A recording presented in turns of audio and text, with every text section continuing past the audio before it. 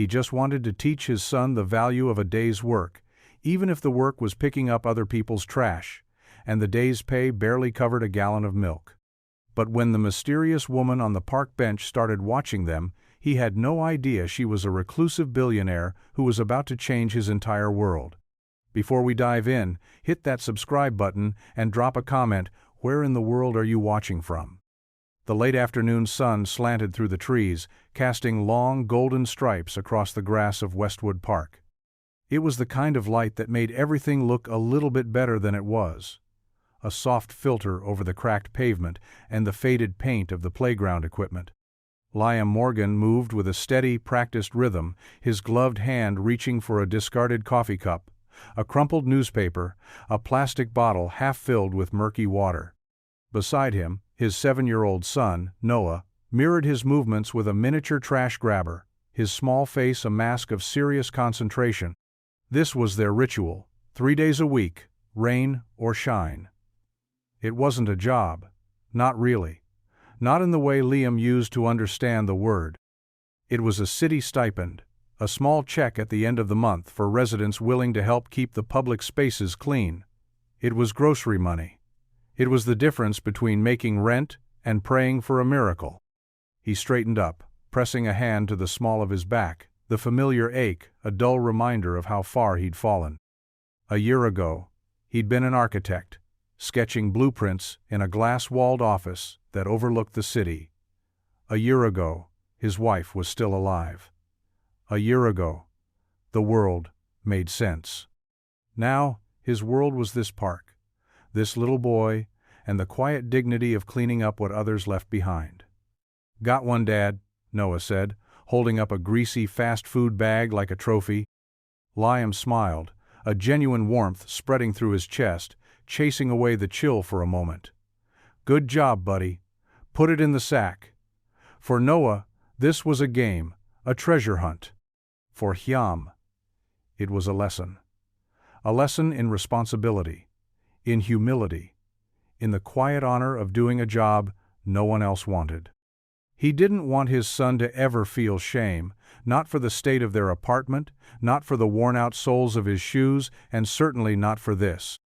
He wanted Noah to see the value in their effort, the simple pride in leaving a place better than they found it. As he tied off one of the heavy plastic bags, his gaze drifted to the bench near the old oak tree. She was there again. She'd been there every Tuesday and Thursday for the past 3 weeks. A woman who sat so still she almost blended into the scenery. She wore simple, elegant clothes, a long charcoal coat, dark jeans, boots that looked soft and expensive even from a distance. She never talked on the phone, never scrolled through a screen. She just watched. Not him, not directly. She watched the park, the families, the dogs chasing squirrels, the leaves skittering across the pavement. But sometimes, Hyam felt her gaze linger on him, and Noah, a quiet, unreadable curiosity that made the hair on his arms stand up. He didn't know who she was, but he knew one thing for certain: she didn't belong here. Not in this forgotten park on the edge of town. People like her, with her posture and her stillness, they belonged in high-rise apartments with doormen, not on a splintered park bench, watching a man pick up trash. He shouldered the bag, the plastic crinkling loudly in the quiet air.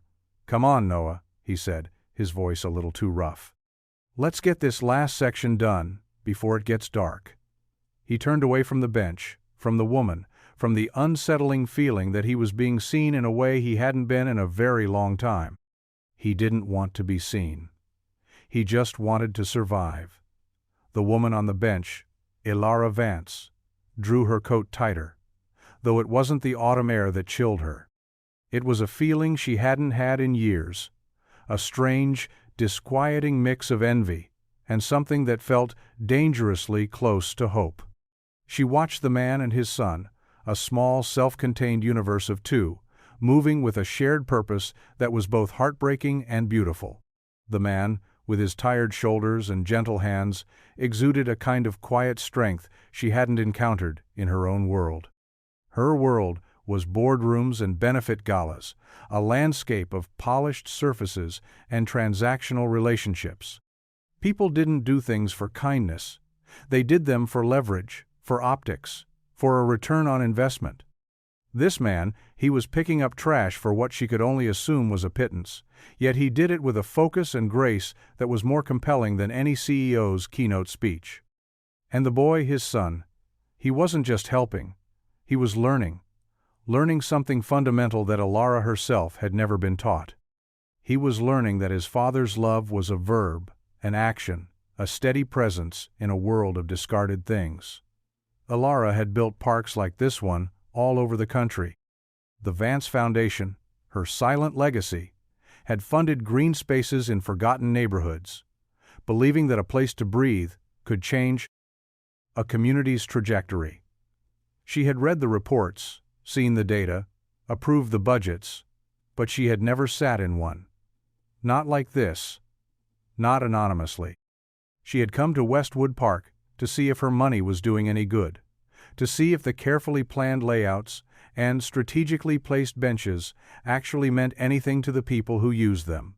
She hadn't expected to find this man and this boy. They were here every time she came, a fixed point in the shifting afternoon light. She knew she should leave them alone. She knew that her presence, if her identity were ever known, would shatter the fragile peace of their world. She was a complication, a headline waiting to happen.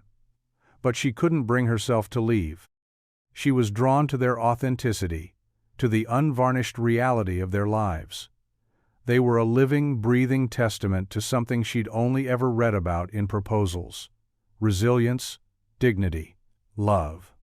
Noah stopped suddenly, his little trash grabber pointing toward the ground near Elara's bench. He bent down, his face a knot of concentration, and picked up a small, smooth gray stone. He turned it over and over in his palm, his eyes wide with discovery. He paused, watching him. "What'd you find, buddy?" Noah didn't answer his dad. Instead, he took a tentative step toward the bench, then another, until he stood just a few feet from Elara, holding out the stone. "Look," he whispered, his voice full of awe. "It has stripes, like a tiny tiger." Elara looked from the stone to the boy's earnest face, and for the first time in what felt like a lifetime she smiled, a real smile. One that reached her eyes and thawed something frozen deep inside her. "It's beautiful," she said, her voice softer than she'd intended. And in that moment, the distance between her world and his collapsed into the space of a single, perfect stone. Liam watched the interaction with a knot tightening in his stomach. He saw the way the woman's face transformed when she smiled at Noah, the way the carefully constructed mask of detached observation crumbled, revealing something softer, something vulnerable underneath. He should have walked over, should have pulled Noah back with a polite apology and a firm hand. It was what he always did. He kept his son close, shielded from a world that had already taken too much. But he found himself frozen, watching as Noah, emboldened by her smile, took another step closer. "You can hold it if you want," Noah offered, his voice still a reverent whisper. "But you have to give it back. It's a good luck rock." Elara's smile deepened. She held out a hand, her fingers long and pale, her nails impeccably clean but unpainted, a stark contrast to his own, which were permanently stained with grease and dirt, the calluses thick from years of work that didn't involve sitting on park benches. She took the rock with a gentleness that surprised Ham, cradling it in her palm as if it were a fragile egg. "Thank you," she said, her gaze lifting to meet Ham's over Noah's head. "He's got a good eye for treasure." Ham managed a tight nod, his throat suddenly dry. He finally forced his legs to move, walking over to stand beside his son. "Noah, don't bother the lady." "He's not bothering me," Elara said quickly, her voice smooth as silk. She handed the rock back to Noah, her fingers brushing his. "I'm Elara." The name hung in the air, simple and unadorned, yet it felt like it carried weight. "Ham," he said, his own name sounding rough and plain in comparison. "And this is Noah." Noah, having successfully completed his mission, beamed and stuffed the rock into his pocket, patting it for good measure. "We're cleaning the park," he announced proudly. "My dad says it's our job to be helpers." Elara's eyes flicked to Ham, and he saw something in them he couldn't quite decipher, not pity, but something closer to respect. "Your dad is a very wise man." He felt a flush of heat creep up his neck. He wasn't used to compliments, especially not from women who looked like they belonged on the cover of a magazine. He was used to averted gazes, to the polite but firm tone of landlords asking for rent, to the sympathetic but ultimately helpless shrugs of potential employers. "We should get going," he said, placing a hand on Noah's shoulder. "It's getting late." "It was nice to meet you, Liam." "Noah," Elara said, her voice returning to its quiet composure. But the smile lingered in her eyes. As they walked away, Ham could feel her gaze on his back. It wasn't the detached observation of before. It was something else now. Something focused. Something that felt like the beginning of a story he wasn't sure he was ready to be in. That night, as Noah slept soundly in his bed, the tiger-striped rock clutched in his hand, Liam sat at the small kitchen table, staring at the chipped linoleum floor. He couldn't shake the image of her. Elara. The way her name had sounded in the quiet of the park. The way her smile had seemed to light her up from the inside. He told himself it was nothing. A chance encounter. A moment of shared humanity. But the realist in him, the part that had been sharpened by loss and hardship, knew better. People like her didn't just happen. They were events. And he had a feeling this event was far from over. He had no idea how right he was. The next time they were at the park, she was there. And the time after that, she never approached them first. But she was no longer a silent observer. She was a presence, a quiet anchor on the edge of their routine. The conversations started small. A comment about the weather. A question about the type of bird perched on a nearby branch. Noah, with his complete lack of filter, was the bridge. He'd run up to her to report his trash-finding progress, or to ask her opinion on whether squirrels liked peanut butter. Elara would listen with an attentiveness that Hyam found both unnerving and captivating. She never spoke down to Noah, never used the syrupy sweet tone that many adults adopted with children. She spoke to him like he was a person with valid, interesting thoughts. One brisk afternoon, as a cold wind whipped through the park, she appeared at the edge of the playground holding 2 steaming paper cups. She walked over to where Liam was trying to untangle a kite string from a low-hanging branch. "I thought you two might be cold," she said, holding out the cups. "It's hot chocolate," Hem hesitated, his pride warring with the simple, undeniable kindness of the gesture. Accepting help felt like an admission of need, and he had spent the last year teaching himself not to need anything from anyone. But then he looked at Noah, whose eyes had lit up like he'd just been offered a winning lottery ticket. "Thank you," Hem said, his voice gruff as he took one of the cups. Their fingers brushed, and a jolt of warmth shot up his arm that had nothing to do with the hot chocolate. They sat on the bench together, the 3 of them, sipping in near silence. The chocolate was rich and dark, not the powdery mix Liam usually bought. It tasted expensive. "You come here a lot," Ham stated, turning it into a question. Elara nodded, staring out at the pond. "I like the quiet. It helps me think." "What do you think about?" Noah asked, peering at her over the rim of his cup. She smiled. "Oh, all sorts of things.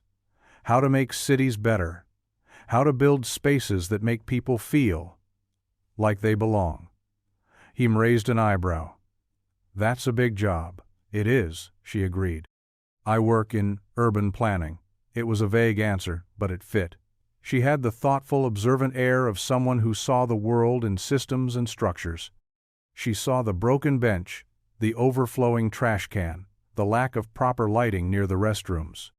Liam had seen her making notes in a small, leather-bound notebook with a pen that looked like it cost more than his monthly grocery bill. He found himself talking more than he had to a stranger in years. He told her about his work as an architect, about the satisfaction of seeing a blueprint become a building, a home. He didn't tell her about losing his job after his wife's medical bills piled up. He didn't tell her about the foreclosure.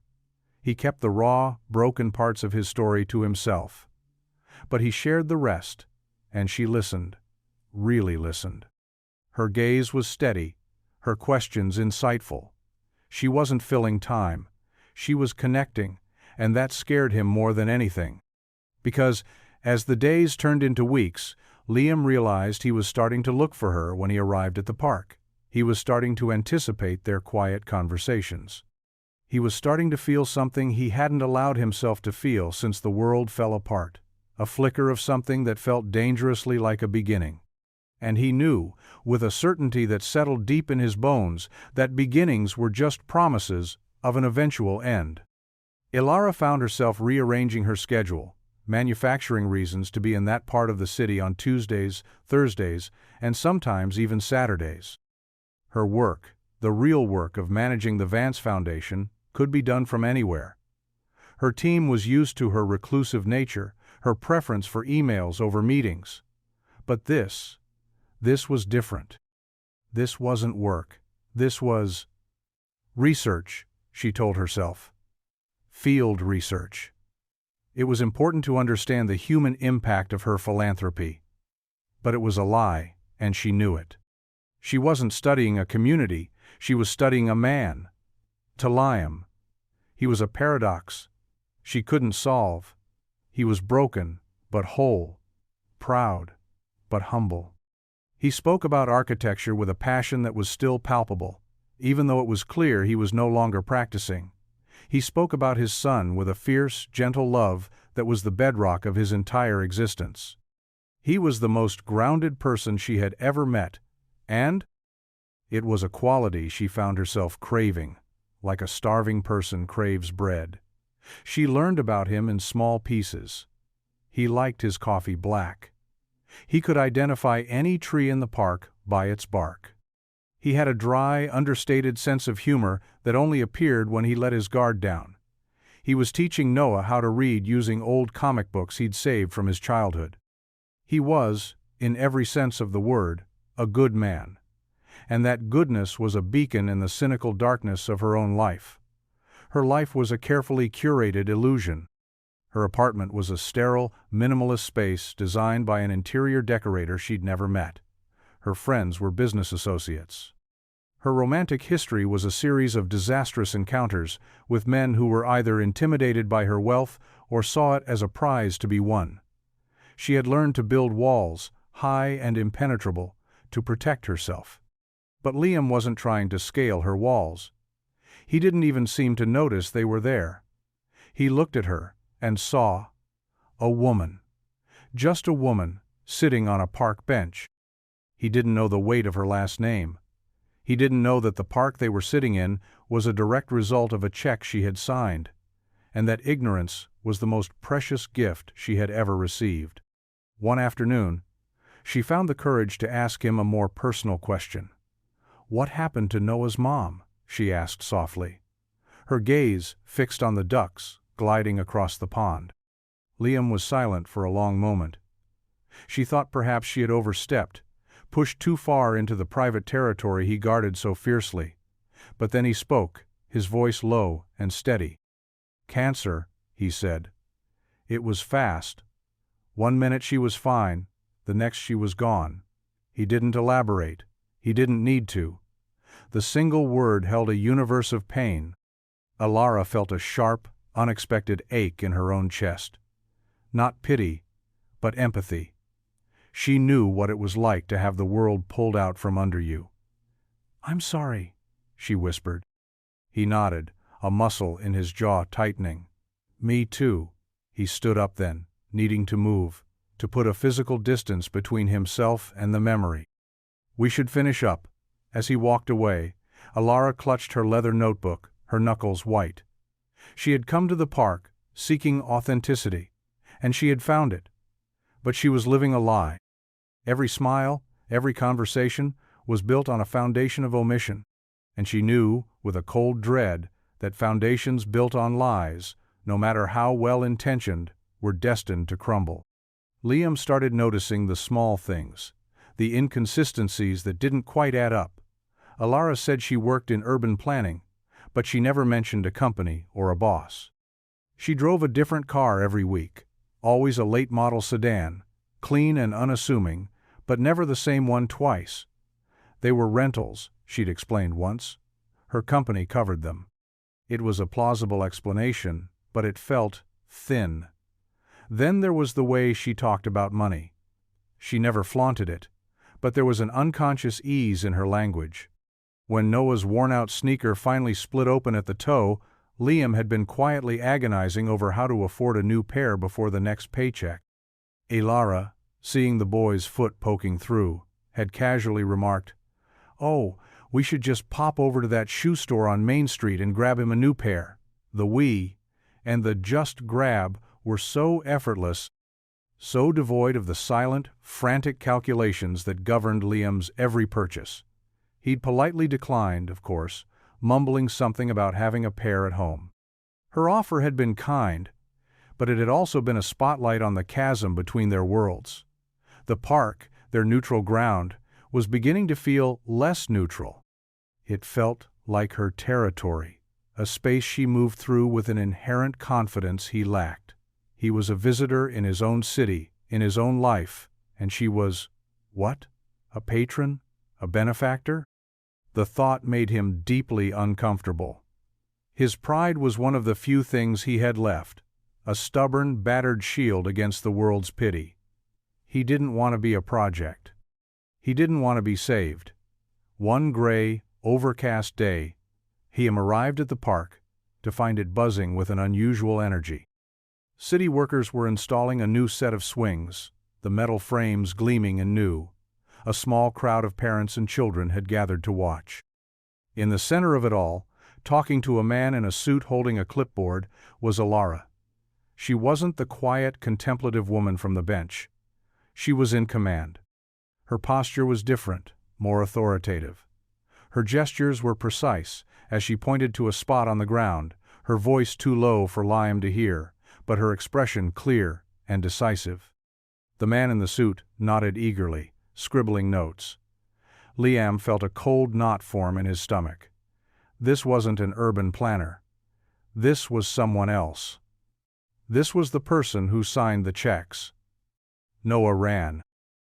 Ahead, excited by the new equipment. "Look, Dad! New swings!" Him hung back, his feet feeling heavy as lead. Elara looked up then, her eyes scanning the crowd and landing on him. For a split second, he saw a flash of something in her face, panic, maybe, or regret. She quickly composed herself, gave the man a final nod, and started walking toward Liam. "Ham," she said, her voice a little too bright. "Isn't this wonderful? They're finally upgrading the playground." He didn't smile back. He just looked at her, really looked at her, and the pieces began to click into place. The vague job title, the rental cars, the effortless way she talked about improving the city, the park itself. "You did this, didn't you?" he asked, his voice flat. "All of it. The swings, the new benches, the path they repaved last month." Elara's smile faltered. She opened her mouth, then closed it. The silence was her confession. "Who are you, Elara?" he asked, the question hanging between them, heavy and sharp. She looked down, her gaze falling to the cracked pavement at her feet. "It's complicated."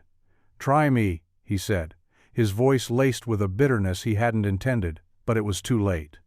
The easy trust they had built, the fragile connection forged over hot chocolate and shared silences, had just been fractured, and Liam had a terrible feeling that the crack went all the way through. Elara's composure, the one she had so carefully maintained, finally broke. She looked up at him, her eyes wide and pleading. "I wanted to tell you," she whispered, her voice barely audible over the cheerful clang of metal on metal from the workers. I didn't know how. How about the truth?"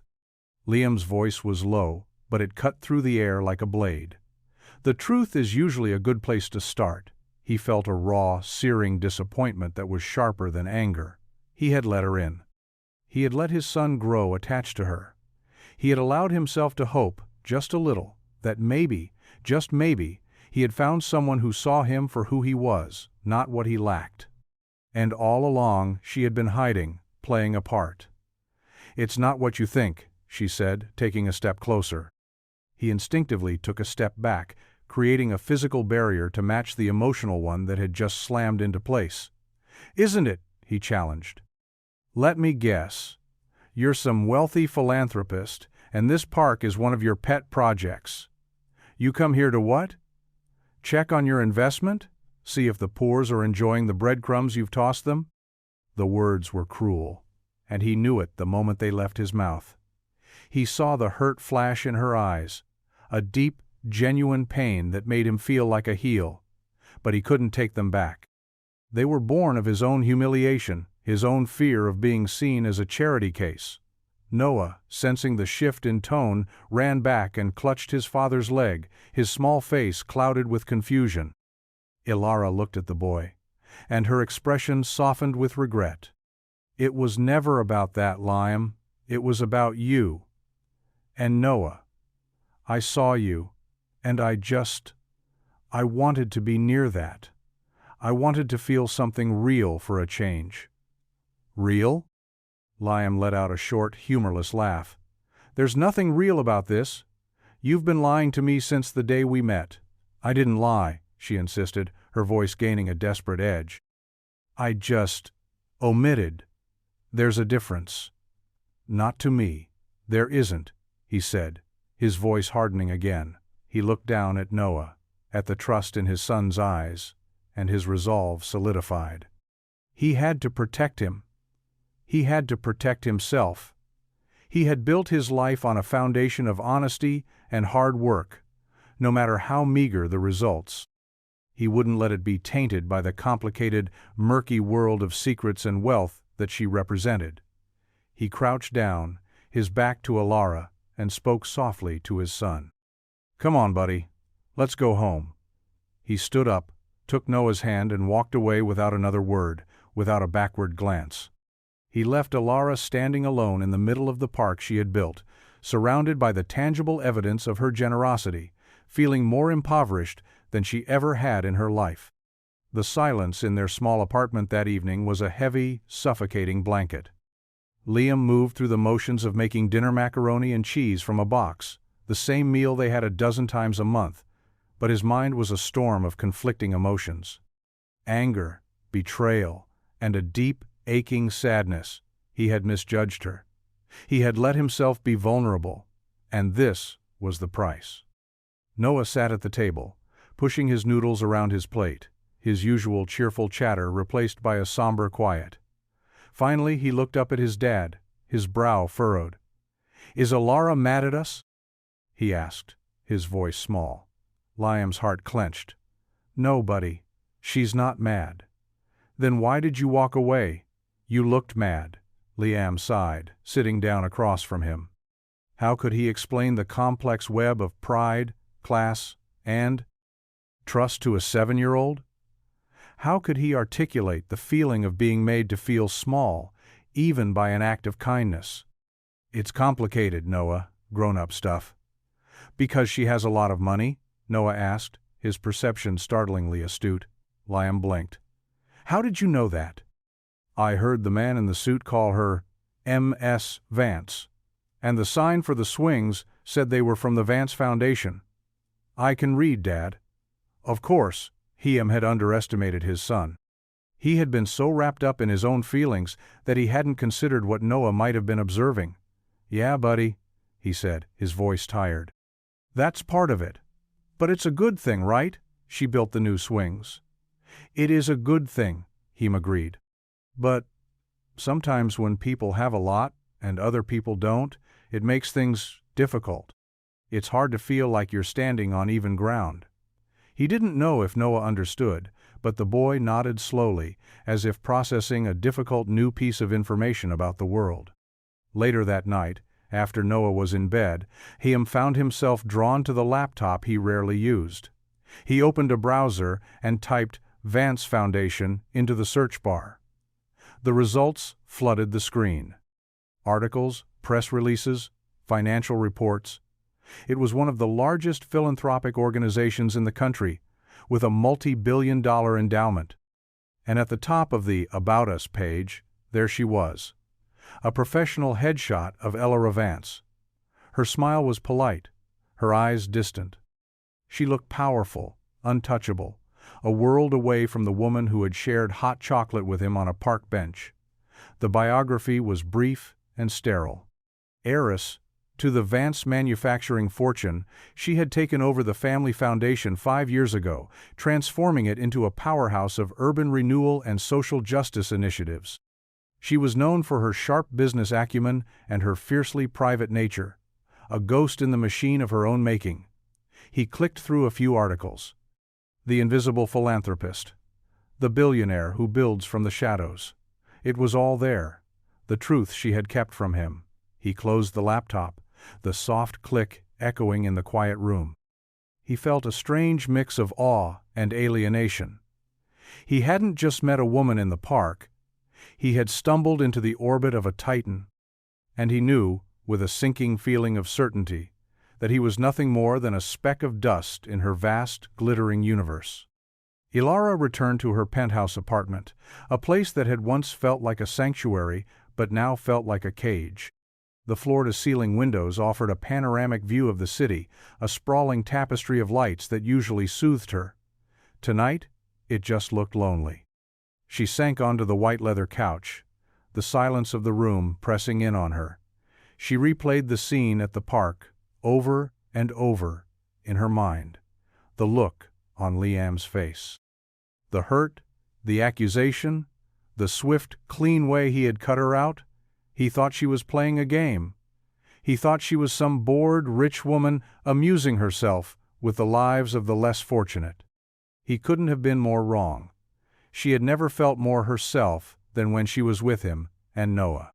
Their world, with its simplicity and its struggles, was more real to her than anything she had ever known. Her wealth was a barrier, a wall of glass that separated her from genuine human connection. She had tried to be someone else, someone without the weight of a last name, and for a little while, it had worked. She had been just Elara, and it had been glorious. She walked over to her desk, a sleek slab of imported marble, and picked up a framed photograph. It was the only personal item in the room. It was a picture of her parents, young and smiling, standing in front of a small, modest house. This was before the fortune, before the empire, before they had become strangers to her and to each other. Her father had started Vance Manufacturing in a garage, with a loan from his brother and a dream. He had been a lot like Liam, she realized.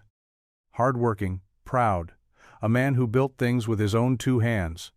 But the money had changed him. It had corroded him, hollowed him out, leaving behind a man who valued stock prices more than his own daughter. She had spent her life trying not to become him. She had poured her inheritance into the foundation, trying to use the money for good, trying to build something that mattered. But what had it gotten her? A portfolio of successful projects and a life devoid of love. She thought of Liam's hands, calloused and capable. She thought of Noah's easy laughter. She thought of the simple warmth of a shared cup of hot chocolate on a cold day. These were the things that had value. These were the things her money could not buy. A single tear traced a path down her cheek. She had found something precious, something real, and, in her fear and her foolishness, she had lost it. She had built a park for a community, but she had failed to build a bridge to the one person in it who had made her feel like she belonged. The days that followed were a quiet, gray agony. Liam stopped going to the park. He told Noah they were taking a break, that they would find other places to explore. They went to the library, to the community pool, to a small patch of woods on the other side of town. But Noah knew. He kept asking about Elara, his voice small and hopeful. Maybe she'll be at the library, he'd ask. Maybe she likes to swim? Each question was a small, sharp jab to Liam's already bruised heart. He tried to throw himself into finding more work. He picked up a few handyman jobs, fixing a leaky faucet here, patching a hole in a plaster wall there. The money was barely enough to keep them afloat. Every night, he'd sit at the kitchen table, paying bills, the numbers on the page a stark, unforgiving reality. He was a man on a razor's edge, and the fall was a long way down. He found himself thinking about Elara, at odd moments. When he saw a woman in a charcoal coat. When he drank a cup of coffee that was too bitter. When he saw a father and son playing catch. Her absence was a presence, a void that had a shape and a weight. He was angry at her, but he was also angry at himself. He had been too harsh, too quick to judge. He had let his pride build a wall so high that even he couldn't see over it. But what was the alternative? To accept her world? To become the kept man of a benevolent billionaire? The thought made his stomach turn. His dignity was all he had. He wouldn't sell it, not for any price. One evening, a sleek black car pulled up in front of their apartment building. A man in a crisp suit got out and buzzed their apartment. Liam answered the intercom, his voice wary. "Liam Morgan?" The man's voice was smooth, professional. "I'm from the Westwood Community Development Initiative. I'm here to offer you a position." He frowned. "I didn't apply for any position. It's a new role. Park Grounds Supervisor and Community Liaison for Westwood Park, a full-time salaried position with benefits. We saw your work in the park and were very impressed. The job is yours if you want it." Liam's heart hammered in his chest. He knew, without a shadow of a doubt, where this was coming from. It was her, trying to fix things the only way she knew how. With money. With a perfectly packaged, strings-attached solution. "I'm not interested," he said, his voice cold.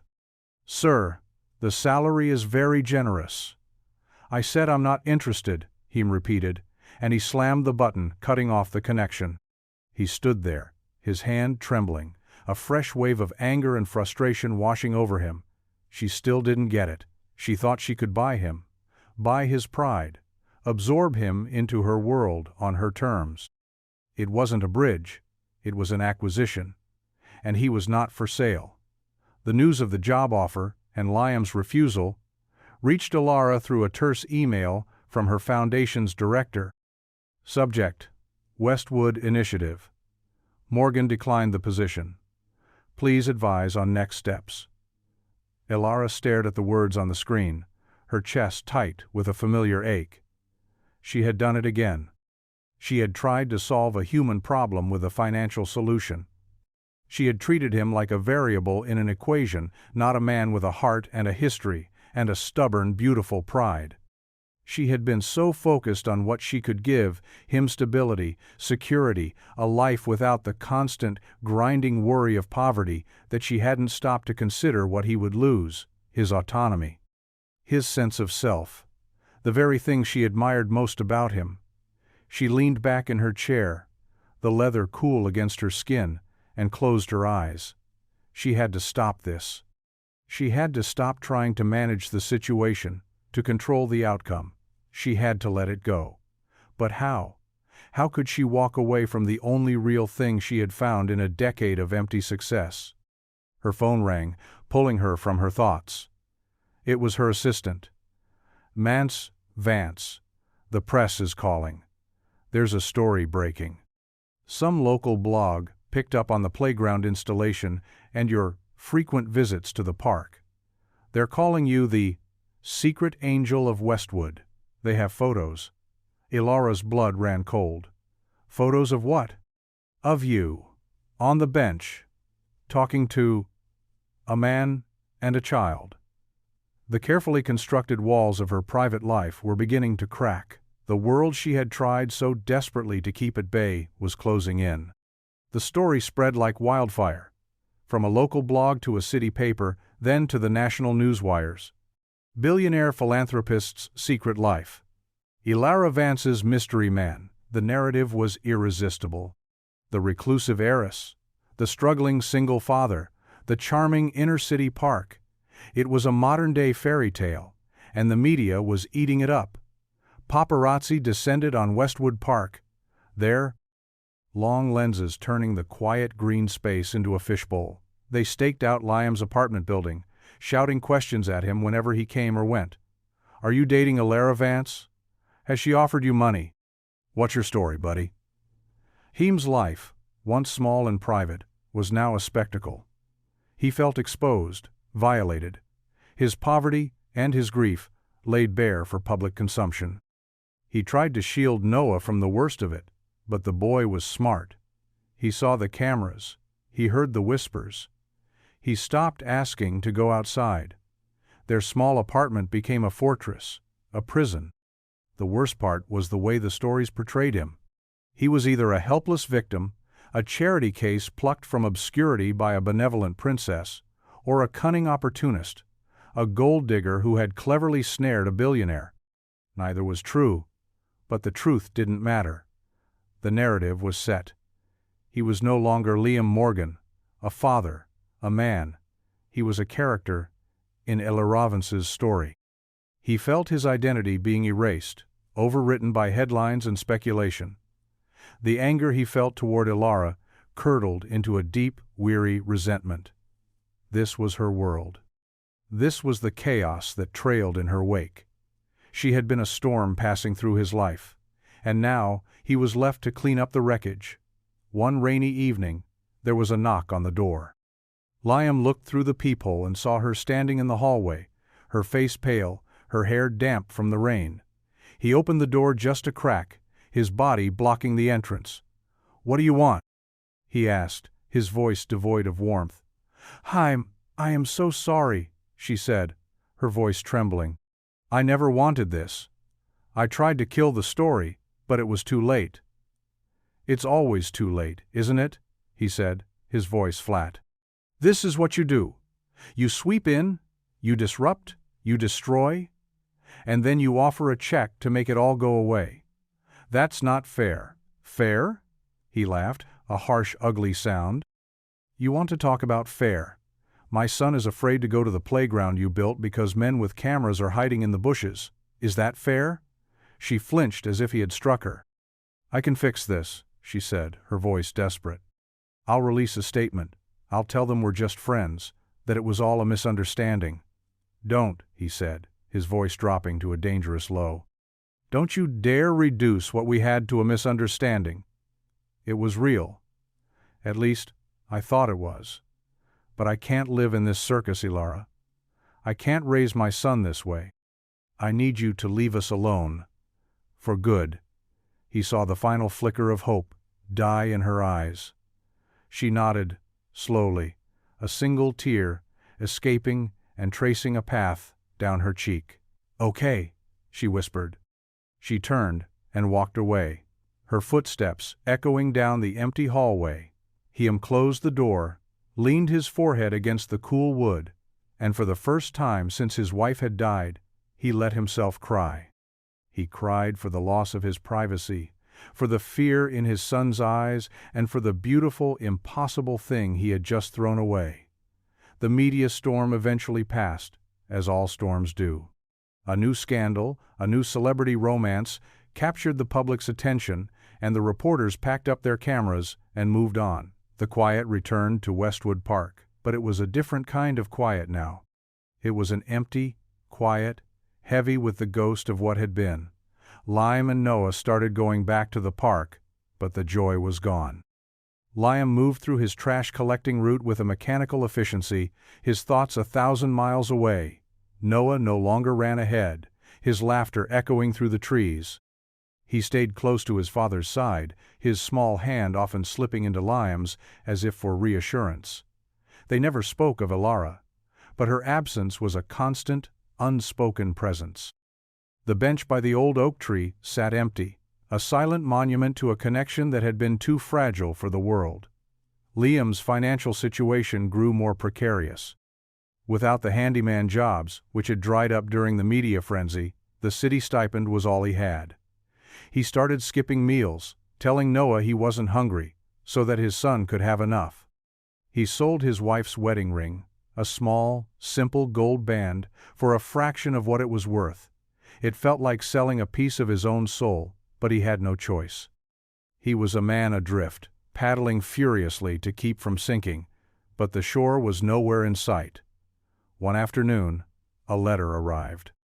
It was addressed to him, the envelope made of thick, creamy paper, the kind he hadn't seen in years. There was no return address. His hands trembled slightly as he opened it. The letter was from a prestigious architectural firm, one of the top in the country. It was a job offer, a senior design position, with a salary that made him feel lightheaded. It made no sense. He hadn't sent out a resume in over a year. He hadn't even updated his portfolio. At the bottom of the letter, a handwritten note was scrawled. "We were forwarded your portfolio by a source who has a deep respect for your early work. Your vision is exactly what we're looking for." He knew. He knew it was her. This was different from the park supervisor job. This wasn't charity. This was his life's work, his passion. The part of himself he thought he had lost forever. It was a lifeline, a way out, a chance to rebuild, but it was a lifeline she had thrown him. He sat at his kitchen table, the letter spread out before him, torn. His pride screamed at him to refuse, to throw this gesture of clandestine kindness back in her face. But then he looked at his son, who was carefully drawing a picture at the other end of the table. He looked at the worn-out soles of Noah's shoes, at the hollowness in his own stomach, at the stack of unpaid bills on the counter. What was his pride worth? Was it worth more than his son's future? Was it worth more than a chance to be the man he was always meant to be? He thought of Elara, of her quiet strength, of her lonely eyes. She hadn't tried to save him. She had tried to give him the tools to save himself. It was a subtle distinction, but it was everything. He picked up the phone, his heart pounding, and dialed the number on the letterhead. "Yes," he said, his voice hoarse. "I'd like to accept the position." It wasn't surrender. It was a new beginning, and he had a feeling it was one she had been hoping for all along. Elara received the news in a one-line email from her contact at the architectural firm. He accepted. She read the words, and a slow, quiet relief washed over her. So profound it almost brought her to her knees. She had done something right. She had found a way to help him that honored his dignity, that spoke to his talent, not his need. She had given him a hand up, not a hand out. It had been a risk. She had used her influence, pulled strings she rarely touched, all without his knowledge. If he ever found out, he might resent her for it. But it was a risk she had been willing to take. She had to believe that his happiness, his ability to provide for his son and reclaim his passion was more important than her role in it. She had spent the past few weeks in a self-imposed exile, pouring herself into the work of the foundation. She approved grants, reviewed proposals, and sat in endless, soul-crushing board meetings. She was playing the part of Elara Vance, the powerful, decisive philanthropist, but it was a hollow performance. Her heart was in a small, forgotten park, with a man who picked up trash and a boy who collected lucky rocks. Her board was pressuring her to make a public statement, to do damage control, to put the unfortunate incident behind them. They wanted her to distance herself from Liam, to frame him as a passing acquaintance, a misunderstanding. She had refused. She would not erase him. She would not invalidate the one real connection she had made. One evening, her lead director, a shrewd, silver-haired man named Arthur, came to her office. "Elara," he said, his tone carefully neutral, "the board is concerned. Your personal life is affecting the foundation's image. We need to manage this." "There is nothing to manage, Arthur," she said, her voice cool. "Then you need to create a narrative. You are Elara Vance. You do not have incidents. You have strategies. Was this man a project? A social experiment? Give us an angle we can work with." Elara stood up, her eyes flashing with a fire he hadn't seen in years. He was a person, Arthur, a good decent person. And if this foundation is so concerned with its image that it can't see the value in simple human kindness, then we have failed. I have failed. She walked to the window, staring out at the city lights. I'm restructuring the foundation's mission, she said, her voice quiet but firm. We're going to focus less on large-scale infrastructure and more on direct, human-level support. We're going to find the people who are falling through the cracks, the ones doing the quiet, thankless work, and we're going to empower them. No press releases. No photo ops. Just help. Arthur stared at her, stunned into silence. The reclusive, detached heiress was gone.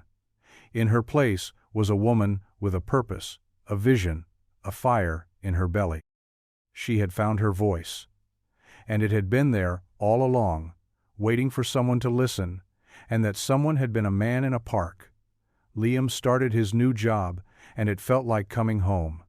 The scent of drafting paper, the weight of a T-square in his hand, the collaborative energy of a design studio. It was a world he thought he had left behind forever.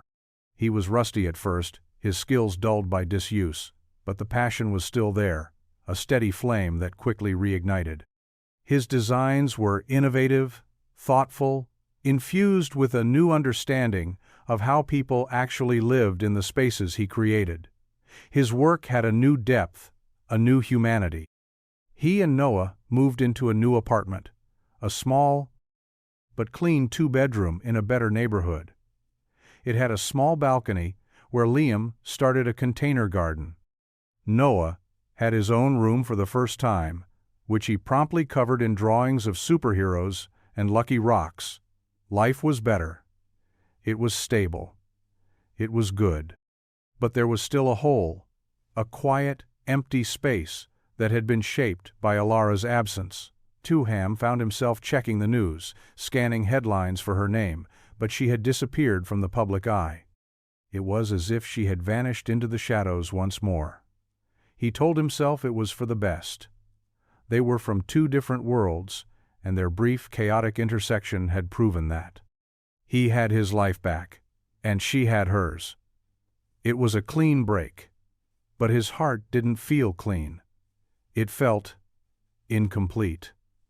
One Saturday morning, Liam took Noah to Westwood Park. They hadn't been back in months. The park was the same, yet different. The new swings gleamed in the sunlight.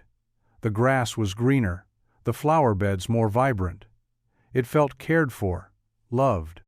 They sat on the bench by the old oak tree, the one where they had first met her. "I miss her, Dad," Noah said, his voice quiet, and put his arm around his son's shoulders. "Me too, buddy." It was the first time he had admitted it out loud, and the confession felt like a release. He didn't have to pretend anymore. He loved her. He loved the quiet, sad, brilliant woman who had seen him when no one else was looking. He didn't know how to find her. He didn't even know if she wanted to be found. But he knew he had to try. He had to build a bridge. He went home and sat down at his drafting table. He didn't sketch a building. He sketched a park, a new design for Westwood Park.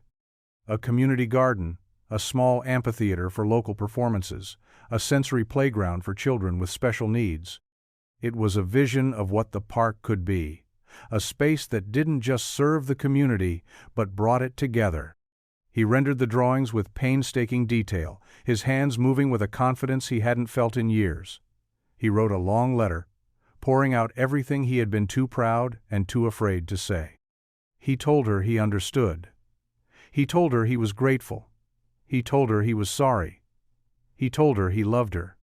He bundled the drawings and the letter into a large tube and mailed it to the Vance Foundation headquarters, with no name on the return address. It was a message in a bottle, a leap of faith into a vast, uncertain ocean. He didn't know if it would reach her. But he had to believe that some bridges were worth building, no matter how wide the chasm. The tube arrived at the Vance Foundation, an anonymous, oversized piece of mail in a sea of corporate envelopes. It was flagged by security, scanned and set aside. It might have sat there for weeks, destined for an intern's slush pile, but a junior assistant, intrigued by the unusual packaging, opened it. She unrolled the drawings, her eyes widening at the beauty and detail of the architectural plans. She read the attached letter, and by the time she was finished, she had tears in her eyes. She knew this was something she couldn't just file away. She walked the tube directly to Elara Vance's office. Elara was in a meeting, a dry, tedious discussion about tax implications and endowment growth. Her assistant interrupted, a rare and serious breach of protocol, and handed her the tube.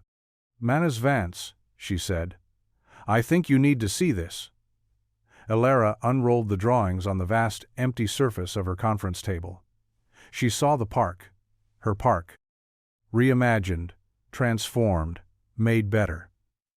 She saw the careful, elegant handwriting of a man she thought she had lost forever. She read his letter, his words a balm on the raw, open wound of her heart. He understood. He wasn't angry. He was building. For her. For them. The boardroom, with its stale air and soulless chatter, faded away. All she could see were the drawings, a blueprint for a future she hadn't dared to dream of. A future where their two worlds didn't have to collide, but could merge, creating something new, something beautiful, something real. She stood up, her hands resting on the drawings, and looked at the stunned faces of her board members. "Gentlemen," she said, her voice clear and steady, "I have to go. I have a bridge to cross." She left them there, speechless, and walked out of the boardroom, out of the building, out of the life that had been holding her captive. She didn't know what she would say. She didn't know if it was too late. She only knew that she was done omitting. She was ready to be seen, and she was going to the park. He was there, sitting on the bench by the old oak tree, as if he had been waiting for her. The afternoon sun filtered through the leaves, dappling the ground in shifting patterns of light and shadow. He looked up as she approached, and his face was a canvas of hope and fear and a love so profound it took her breath away. She stopped in front of him, the space between them humming with everything unsaid. "You got my drawings," he said, his voice a low rumble. She nodded. "They're beautiful. I didn't know if you'd—" "I'm here," she said, cutting him off. And that was all that mattered. She sat down beside him on the bench. Not too close, but not too far. The silence between them was not empty. It was full of the weight of the past few months. The pain, the misunderstanding, the quiet, stubborn longing. "I was wrong," Hem said, his gaze fixed on the playground where a group of children were laughing on the new swings. "I was so afraid of losing my dignity that I almost lost the best thing that ever happened to me." "I was wrong too," Elara said, her voice soft. "I was so afraid of my own world that I almost forgot how to live in it. I tried to hide from it, and from you. I should have trusted you with the truth from the beginning." "The truth is," Hem said, turning to look at her, his eyes clear and direct, "I love you, Elara Vance. I love the woman on the bench and the woman who builds parks. I love all of it." She felt the last of her walls crumble, turning to dust in the warm afternoon sun. "I love you too, Hem Morgan," she whispered, her voice thick with unshed tears. He reached out and took her hand, his calloused fingers lacing through hers. It felt like coming home. It felt right. Noah came running over then, his face bright with a smile that was pure, uncomplicated joy. He saw them holding hands, and he didn't look surprised. He looked like he had known this all along. He climbed onto the bench between them, a small, solid bridge connecting their two worlds. And as the three of them sat there, under the branches of the old oak tree, in the middle of the park that had brought them together, they were no longer a philanthropist, an architect, and a little boy. They were a family. And they were finally, beautifully, real. The final scene is not a grand wedding or a dramatic press conference. It's a quiet Saturday morning, a year later. They are in Westwood Park, but it has been transformed. Liam's designs have become a reality. There's a thriving community garden where neighbors work side by side. The small amphitheater hosts a children's story hour. The new sensory playground is filled with the laughter of children of all abilities. Liam is on his hands and knees in the garden, showing Noah how to plant a tomato seedling. His face is smudged with dirt, and he is smiling, a deep, contented smile. He is wearing the clean, sturdy work clothes of a project manager, a man who builds things with his hands and his heart. Elara is sitting on the edge of the garden bed, a small, leather-bound notebook in her lap, but she isn't making notes. She is sketching. A quick, simple drawing of Liam and Noah, their heads bent together over the small green plant. Her hair is tied back in a messy bun, and she is wearing a faded pair of jeans and a simple t-shirt. She looks relaxed, happy, at peace. A community member, an older woman with a kind face, walks by and waves. "Morning, Elara. The garden's looking beautiful this year." "Thanks, Mrs. Gomez," Elara calls back, her smile easy and natural. "Lime's the one with the green thumb." Lime looks up and winks at her. Noah holds up a worm he's found, his face a mixture of disgust and delight. The camera pulls back slowly, showing the three of them, a small family unit in the heart of the thriving, vibrant community they have built together. It wasn't about one world saving the other. It was about two worlds coming together to create a third, one built on a foundation of trust, respect, and the quiet, revolutionary power of seeing another person for who they truly are. And in that park, under the warm morning sun, they had everything.